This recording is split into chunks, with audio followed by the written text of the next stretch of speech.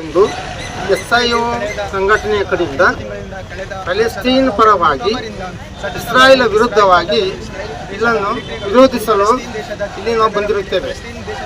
ಇಸ್ರಾಯೇಲ್ ಸತತವಾಗಿ 70 ವರ್ಷದಿಂದ ಪ್ಯಾಲೆಸ್ಟೀನ್ ಮೇಲೆ ಆಕ್ರಮಣ ಮಾಡುತ್ತಿದೆ.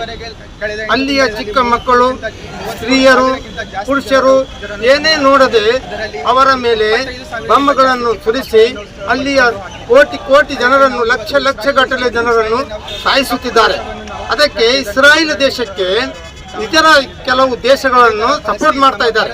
ಅಮೆರಿಕ ಮುಖ್ಯವಾಗಿ ತನ್ನಲ್ಲಿದ್ದ ಎಲ್ಲ ಯುದ್ಧ ಸಲಕರಣೆಗಳನ್ನು ಆ ಇಸ್ರಾಯೇಲ್ಗೆ ಸರಬರಾಜು ಮಾಡಿ ಆ ಇಸ್ರಾಯೇಲ್ಗೆ ಒಂದು ಯುದ್ಧ ಮಾಡಲು ಎಲ್ಲ ತರಹದ ಸಪೋರ್ಟ್ ಮಾಡ್ತಾ ಇದೆ.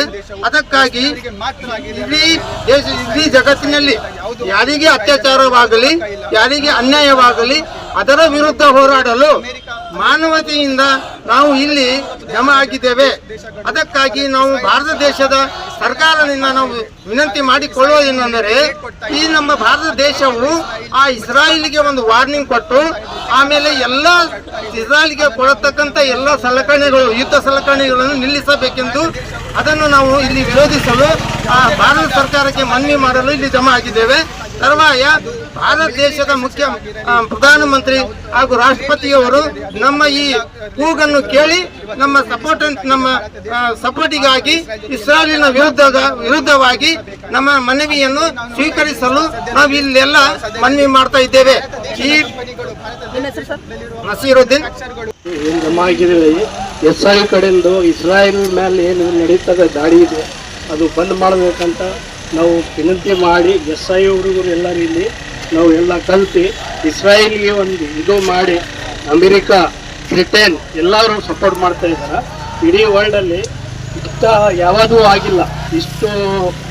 ಇಷ್ಟು ಯುದ್ಧ ಸಿಂಗಲ್ ಫಲಸ್ತೀನ್ ಅವ್ರ ಹತ್ರ ಏನಿಲ್ಲ, ಏನು ವೆಪನ್ಸ್ ಇಲ್ಲ, ಏನಿಲ್ಲ. ಹಾಗೆ ಅವರು ಇದೇ ಮಾಡ್ತಾ ಇದ್ದಾರೆ. UN ಹಾಗೂ ಮತ್ತು ಅವ್ರಿಗೂ ರಿಪೋರ್ಟ್ ಕೊಟ್ಟರು ಅಮೆರಿಕಾ ತಿರ್ಗಾ ಅದು ಸಪೋರ್ಟ್ ಮಾಡ್ತಾ ಇದ್ದಾರೆ. ಅದಕ್ಕೆ ನಾವು ಇಲ್ಲಿ ಎಲ್ಲರೂ ಜಮಾ ಆಗಿ ಅದರ ಬಗ್ಗೆ ನಾವು ಇಸ್ರಾಯೇಲಿಗೆ ಫ್ರೀ ಮಾಡಬೇಕು, ಇಸ್ರಾಯೇಲಿಗೆ ಕಂಡನ್ ಮಾಡಿ ಫಲಸ್ತೀನ್ ಫ್ರೀ ಮಾಡಬೇಕಂತ ಹೇಳಿ ಪ್ರೊಟೆಸ್ಟ್ ಮಾಡಿದ್ದೀವಿ. ನಾವು ಇಲ್ಲಿ ಇಂಡಿಯನ್ ಗೌರ್ಮೆಂಟಿಗೆ ನಾವು ರಿಕಮೆಂಡ್ ಮಾಡ್ತಾ ಇದ್ದೀವಿ, ಏನಾರೇ ಮಾಡಿ ಸಪೋರ್ಟ್ ಮಾಡಿ ನಮ್ಮ ಕಡೆಯಿಂದ ಇದು ಅರ್ಜಿಯನ್ನು ತಗೋಬೇಕಂತ. ನನ್ನ ಹೆಸರು ಸೈಯದ್ ಬುಲ್ಬಾರಿ.